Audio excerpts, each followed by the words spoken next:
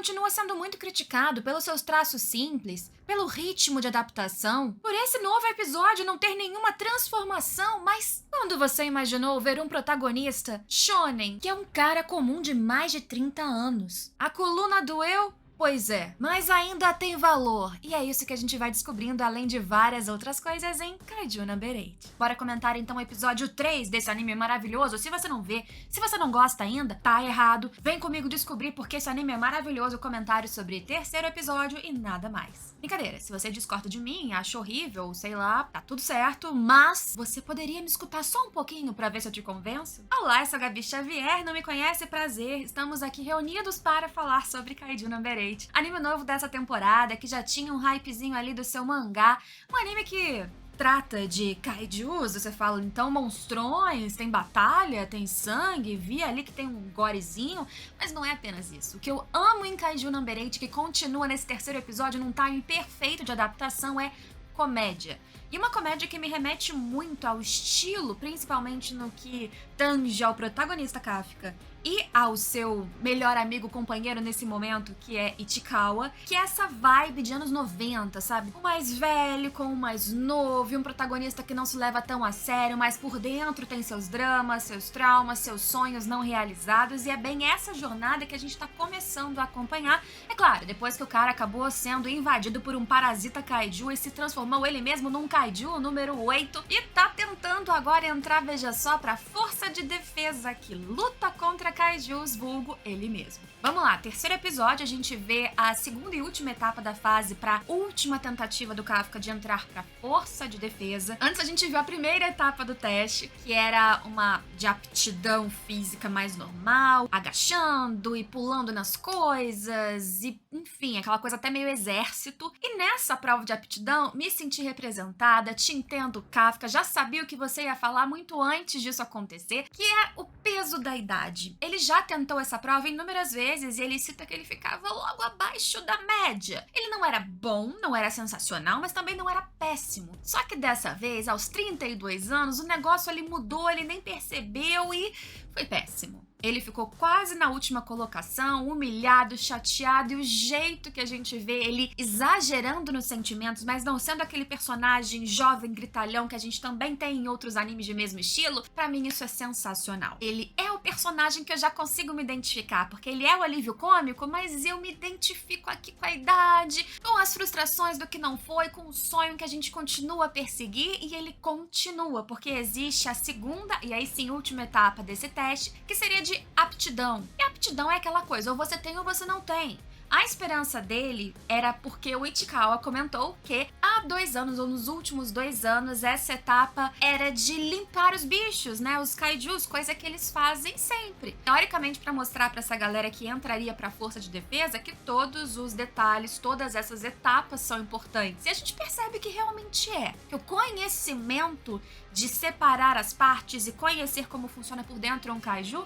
pode fazer a diferença na hora de estratégia para enfrentá-los. E aí que a gente vê a segunda etapa, que seria, dessa vez, para enfrentar kaijus sozinhos. E dentro desse time que tá ali tentando passar para entrar para a força de defesa, tem os prodígios. São 4 prodígios, fora a Shinomiya, loirinha, que a gente já tinha visto no episódio anterior e que abre esse terceiro também, sendo arrogante, usando já um equipamento ali, uma segunda pele super tecnológica, falando que caça kaijus nas férias. Realmente, ela é a mais promissora, chamada o tempo todo pela equipe que tá ali analisando essa prova de a mais promissora dos últimos tempos. Será que melhor que a tão famosa Mina Ashiro, vulgo amiguinha de infância de Kafka? Aqui a gente vê também que existe um recorte de realidade muito grande.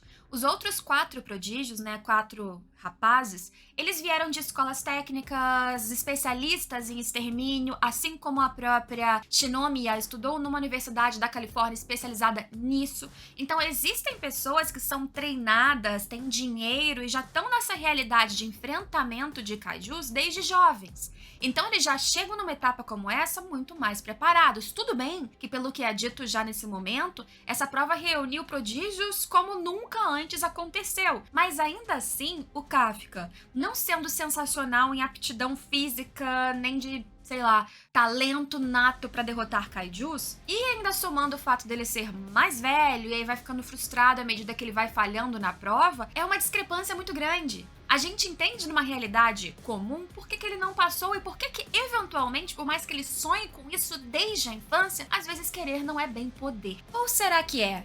Porque ele tá tentando passar nessa prova sem se transformar em um kaiju, não só porque é arriscado, perigoso, podem descobri-lo, mas porque aceitar essa transformação é aceitar a sua derrota.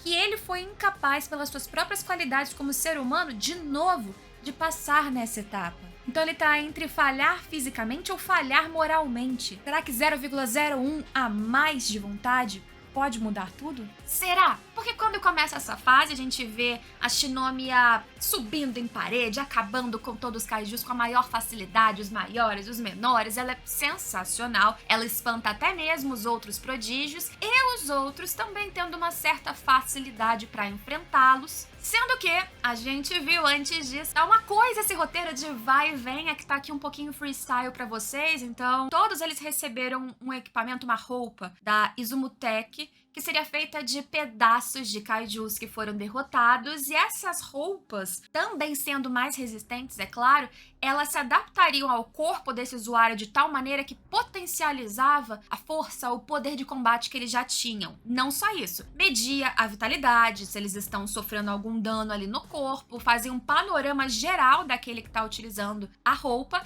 e também consegue medir o próprio poder de combate de cada um deles. Dos prodígios, um tinha 10, 14, 16, a Shinomiya tinha mais de 40. O próprio Ichikawa, que é um jovenzinho, primeira vez tentando, ele teve 8, que diziam que não era ruim para uma primeira tentativa. E o Kafka tinha 0. E ele tá tentando não ativar o poder dele de kaiju, porque senão pode dar treta, ele tá sendo filmado. Sozinho era 0, contra todas as expectativas. Motivo de riso para todos que estavam ali assistindo. Quem recebe a galera para a última etapa desse teste é Hoshino. Seria o vice-capitão da 3ª divisão da tropa de defesa, a mesma divisão da Mina, inclusive, que é amiga de infância do protagonista Kafka. E ele se diverte aplicando essa prova que pode matar um monte de gente. E quem tava assistindo também? Mina, Ashiro, que viu que o seu ex-amigo de infância estava ali participando e séria, quase inexpressiva como ela é, estava acompanhando todo o processo. Talvez na esperança que finalmente ele conseguisse? Talvez. O plot twist disso tudo pra mim é a gente ver como ele, nesse tempo todo que ele trabalhou catando fezes de bichões, ele aprendeu algumas coisas que aqueles jovens ali não aprenderam. Ele não tinha experiência de combate, ele não tem aptidão de combate, nem poder de combate, pelo que a gente via. Só que ele, junto com o Ishikawa, eles pensaram, tá, não somos os melhores aqui, principalmente o Kafka. O que eles esperam que a gente faça?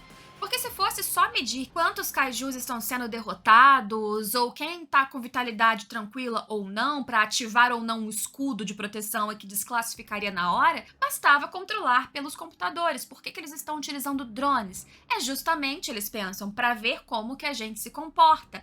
E aí eles vão pela tangente, bora de suporte dessa galera, tentando ajudar o que eles não enxergaram. E aí que a gente vê que existe um valor também nessa idade 30 a mais do Kafka, de muita experiência limpando fezes de kaiju.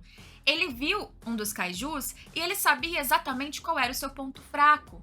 O como, por exemplo, ele se desestabilizava com sons altos. E o como seu ponto fraco era exatamente na barriga, uma barriga muito mais frágil que de outros kaijus. E ele joga uma bomba sonora, ele avisa que atire na barriga. E essas dicas, essas estratégias são muito importantes também quando você pensa em organização em grupo, em time. Eles estão sendo analisados ali não só no trabalho deles de aptidão isolada, mas também no trabalho em equipe. Aí que a gente vê quando a esperança surge, eu adoro esse ritmo de kaiju, a gente vê que Kafka tá perdido. A gente achou que ele ia conseguir, ia somar uns pontinhos ali sendo o suporte, mas vem um kaiju e pula pra cima dele e já quebra a perna, já deixa vários pontos vitais aparentemente danificados. A galera ali de controle já fica com o dedinho no botão de apertar o escudo, e aí que vem o ponto de virada do protagonista. Ele ouve que a sua amiga de infância tá lá assistindo, e aí ele se lembra que não basta ficar esperando, que não dá pra desistir, que a sua última vez ele vai até onde o limite permitir, sem ativar seu corpo, suas habilidades de kaiju, enquanto ele pode evitar. Mas com a ajudinha da Shinomiya, que tá intrigada que ele conseguiu levantar um carro sozinho e só vai mal nas provas, derrotando justamente o kaiju que estava prestes a matá-lo, ele consegue um timing pra dizer: não, eu vou continuar, deixa a galera ali no controle meio confusa, ele levanta e sobe pra 0,01% de poder de combate. Aí você pensa, agora foi, hein? Todo mundo ficou chocado, vai ser o suficiente pra ele ser fortão. Não, né? Só mostrou que ele conseguiu uma evolução que provavelmente não era esperada dele, principalmente contando com o contexto em que ele estava inserido. Pois é, mas falando sério, é porque não é o número que importa. O que mudou ali do 0 para 0,01 foi a demonstração de que ele tem força o suficiente para ultrapassar seus próprios limites, ou apesar de um número baixíssimo, mais baixo da história, ele ainda assim não desiste. E por isso que há uma micromudança no olhar da mina assistindo aquilo. Que reviravolta, que momento incrível, que anime que continua pra mim sendo excelentemente bem executado. Não é o anime dos AMVs de design impressionante, de animação que vai deixar todos de boca caída, apesar de eu achar que sim, a animação é bem fluida, que entrega o que propõe e que tem uma edição, direção, somada trilha sonora e o timing das coisas, do drama, das reviravoltas, do bicho que pula do nada, tudo surpreende quando tem que surpreender, assusta, né, aquele pulinho quando tem que dar, faz a comédia acontecer e te fazer sorrir, diferente de vários outros animes, e pra mim, sempre no ponto. Sem exagerar, até aqui a história tá caminhando super bem, numa adaptação que é extremamente eficiente, volto a dizer, e numa abertura que, sinceramente, pra mim, já falei isso no vídeo passado, mostra que Production ID, esta equipe, tanto da abertura quanto do time que tá trabalhando em cada um dos episódios, tinha capacidade e escolha de utilizar artisticamente o que eles quisessem, inclusive sendo mais fiel provavelmente ao traço do mangá, mas eles escolheram ser assim como tá. E antes, gente, fazer o que eles têm, com as capacidades que têm e mantendo uma produção estável ou mais estável do que ter problema lá na frente de entrega, de desnível demais entre uma cena e outra, em um episódio e outro, e ainda assim, com todas as circunstâncias que a gente sabe que acontece nesse meio de produção, pode acontecer algum problema. Então, sinceramente, tô mais que grata, tô muito feliz. Espero que Kaiju número 8 possa atingir cada vez um público maior. Eu sei que não é um hype estrondoso como alguns imaginaram que poderia ser, mas pra mim tá sendo super divertido acompanhar. E se vocês quiserem, é claro que eu continue semanalmente, comentem aqui embaixo, porque ajuda o engajamento, não vou mentir pra vocês. E também, é claro, me ajuda a ter um feedback se eu devo continuar nesse jeito meio freestyle ou não. Espero vocês com toda a esperança de que você clicou no botão de se inscrever e vai voltar em todos os próximos vídeos aqui nas redes sociais também. Até a próxima. Tchau, tchau.